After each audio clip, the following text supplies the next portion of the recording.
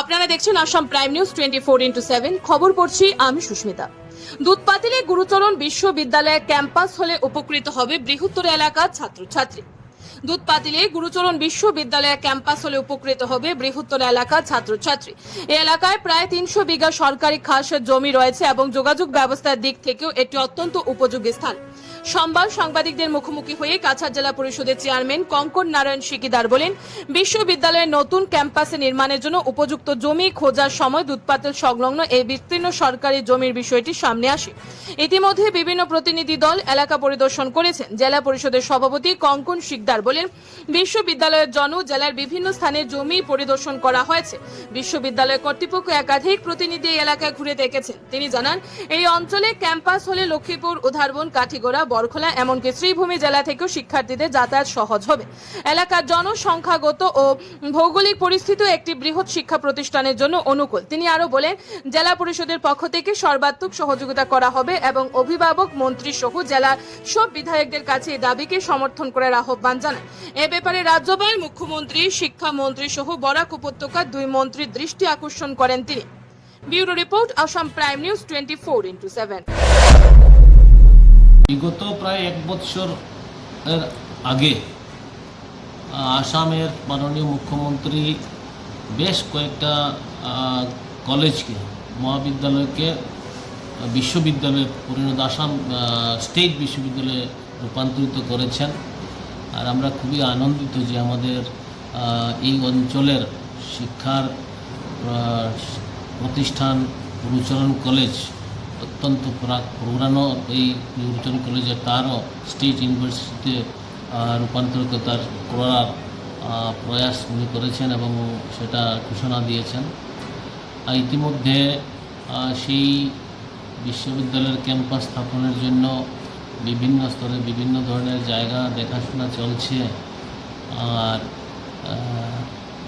আমাদের এত অঞ্চলে এই জায়গা দেখাশোনা করার জন্য জেলা অ্যাডমিনিস্ট্রেশন, যতটুকু আমি শুনেছি, কয়েকজন শিক্ষাবিদকে নিয়ে গুরুচরণ কলেজের ভাইস চ্যান্সেলর আমার ওনাকে নিরঞ্জন রায়, ওনার নেতৃত্বে একটা কমিটি গঠন হয়েছে। আর ওনারা সেই প্রয়াস করছেন। আমরা গুরুচরণ কলেজকে ইউনিভার্সিটি রূপান্তরিত করার পর আমরা কয়েকজন একটু চিন্তায় ছিলাম যে কলেজটা কোন দিক দিয়ে হলে ভালো।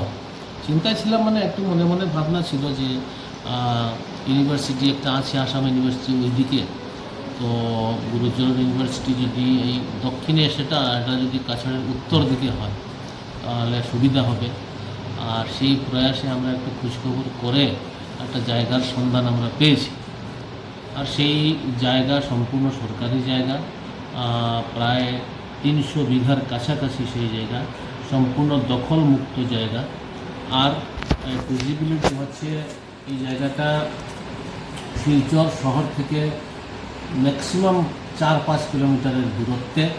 আর সেই জায়গার 2 সাইডে মহাসড়ক সংযোগ সম্ভব। আর প্রস্তাবিত এয়ারপোর্টও খুব 1 কিলোমিটার 1.5 কিলোমিটারের মধ্যে এই নতুন এয়ারপোর্টটা হবে। এদিকে দুধপাতিলের এখন একটা ব্রিজ হয়েছে, এইদিকে আরেকটা ব্রিজ মধুর নদীতে হওয়ার কারণে হওয়ার সম্ভাবনা আছে, খুব ইতিমধ্যে সম্পূর্ণ হবে। যার কারণে শিলচর টাউনের সঙ্গে তার যে সংযোগ আরও বৃদ্ধি হবে। শিলচরের কর্পোরেশনের আওতায় সেই অঞ্চলের বেশ কয়েকটি ওয়ার্ড কর্পোরেশনের আওতায় এসেছে। এক্সটেন্ডেড টাউন হিসাবেও সেই জায়গাকে আমরা গণ্য করতে পারি। আর সেই জায়গাটা বরখোলা বিধানসভা, উধারবন বিধানসভা, শিলচর বিধানসভা, 3টা বিধানসভার একটা সঙ্গম স্থলের মতন জায়গাটা। যে জায়গাটা যদিও সম্পূর্ণরূপে বরখোলা বিধানসভার, কিন্তু উধারবন থেকে সবচেয়ে কিনারে, বরখোলা থেকেও কিনারে, আর শিলচর থেকেও কিনারে। আমরা যাওয়ার যোগাযোগের ব্যবস্থায় হচ্ছে 2টা ব্রিজ, একটা ব্রিজ হয়েছে আর একটা হবে। আর আমরা এয়ারপোর্টের সম্পর্ক আছে, তারপরে মহাসড়কের সম্পর্ক আছে। আর আমরা শুনেছি এই দুধপাতিলের মধ্য দিয়ে যে রাস্তাটা গেছে সেটাকে নিয়ে আসাম মালায় রূপান্তরিত করা হয়েছে, সেটা তো প্রক্রিয়া চলছে। আর ভারত মালারও একটা বোধহয় এই দিক দিয়ে যাওয়ার একটা সম্ভাবনা আছে। তো এই সমস্ত পরিকাঠামো ঠিকঠাক থাকলে করিমগঞ্জ থেকে স্টুডেন্ট তো এখানে দক্ষিণের আসাম ইউনিভার্সিটি যাওয়ার চেয়ে এখানে সুবিধা হবে। এনসিএলের থেকে স্টুডেন্টদের এই জায়গায় থাকা খাওয়ার ব্যবস্থা দক্ষিণের আসাম ইউনিভার্সিটি থেকে এটা ভালো হবে। ইভেন লক্ষ্মীপুর থেকে ধরে উদারবন থেকে ধরে মণিপুরে যদি ধরি আমরা, তবে আমরা এই জায়গাটা সবচেয়ে ভালো একটা স্থান বলে আমি মনে করি। আর জায়গা অধিগ্রহণের ক্ষেত্রে কোনো নতুন ধরনের কোনো উচ্ছেদের প্রয়োজন হবে না, সম্পূর্ণ সরকারি জায়গা সেই জায়গায় সম্ভব হবে। দ্বিতীয়ত এই যে অঞ্চলটা, এই অঞ্চলটার যে জনবসতি খুব সহজ সরল এই জনবসতির আছে, সহজ সরল মানুষের জীবনযাত্রা এই জায়গায় ক্রমান্বয়ে জায়গার যে মানুষের যে আয় ইনকাম ইউনিভার্সিটি হওয়ার পর এই আয় ইনকাম অনেক অংশে বৃদ্ধি হবে।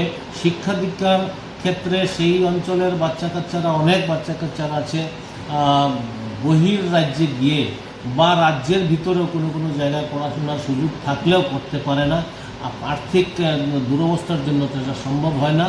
আর আমার মনে হয় এই জায়গায় যে উচ্চশিক্ষার একটা স্থান যদি হয়, এই কাছাড়ের যে শিক্ষার জগতে একটা ভালো প্রতিষ্ঠান গড়া সম্ভব হবে। এবং আমার মনে হয় শিলচর টাউনের 50% স্টুডেন্ট যারা আসাম ইউনিভার্সিটি যায় তারাও সেই জায়গায় অ্যাডমিশন নিতে সম্ভব হবে। আর তার জন্য আমরা বেশ কিছু চিন্তা ভাবনা কয়েকজন মিলে করেছি। আমার জেলা পরিষদের এরিয়ার এই জায়গার কারণে আমার একটু বাড়তি দাবি বা বাড়তি সহযোগিতা সেই যারা উদ্যোগ নিয়েছেন তাদের সঙ্গে আমার